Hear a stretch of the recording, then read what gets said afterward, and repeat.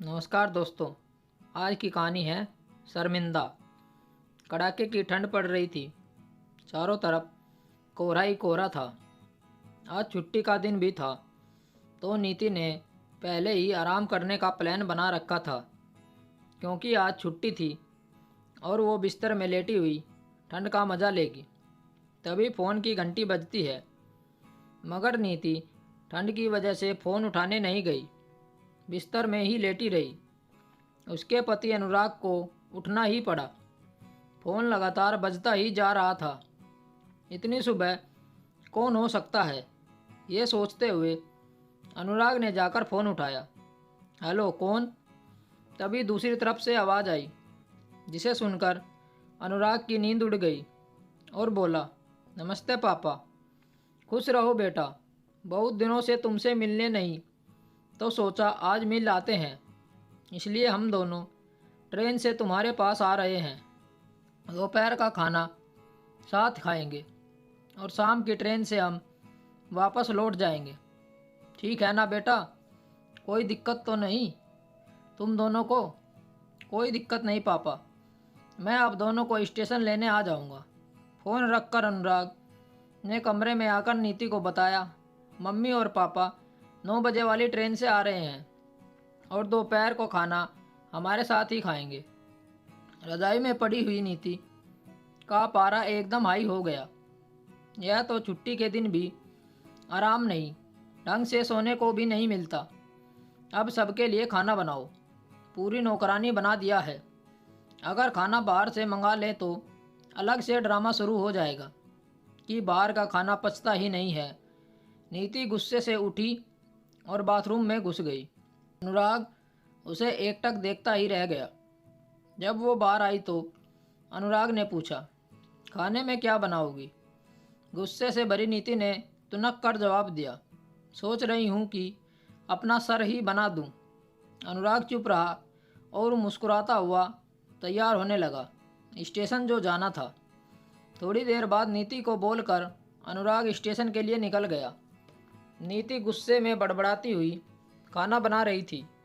सब्जी में नमक ठीक है या नहीं, इसकी परवाह किए बिना कच्ची पक्की सब्जी बनाकर बेमन से पराठे बनाने लगी। कोई कच्चा तो कोई जला हुआ। आखिर खाना बनाकर वो नहाने चली गई।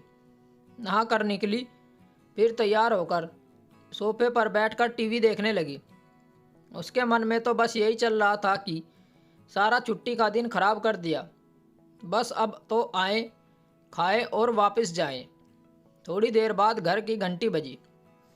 नीति बेमन से उठी और दरवाज़ा खोला। दरवाज़ा खोलते ही उसकी आंखें फटी की फटी रह गई। उसके मुंह से एक शब्द भी नहीं निकला। सामने अनुराग के नहीं बल्कि उसके मम्मी पापा खड़े थे।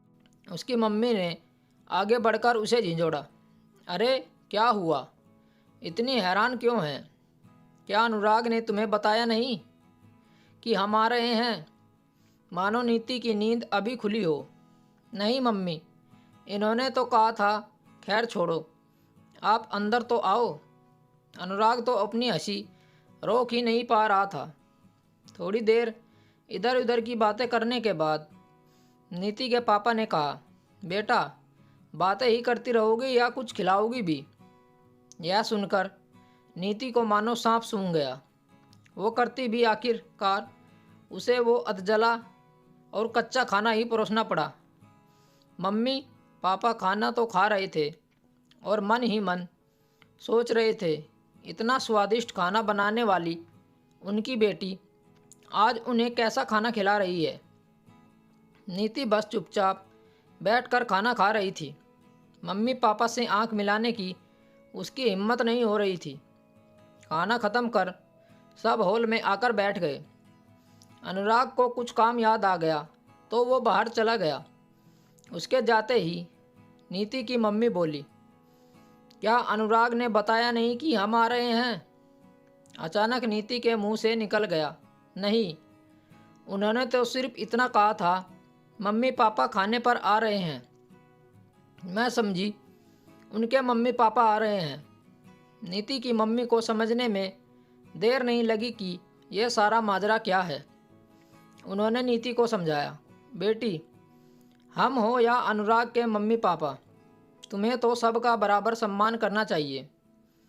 बेटी, जितना किसी को सम्मान दोगी उतना तुम्हें प्यार और इज्जत मिलेगी। जैसे अनुराग हमारी इज्जत करता है, उसी तरह तुम्हें भी उसके माता पिता की इज्जत करनी चाहिए।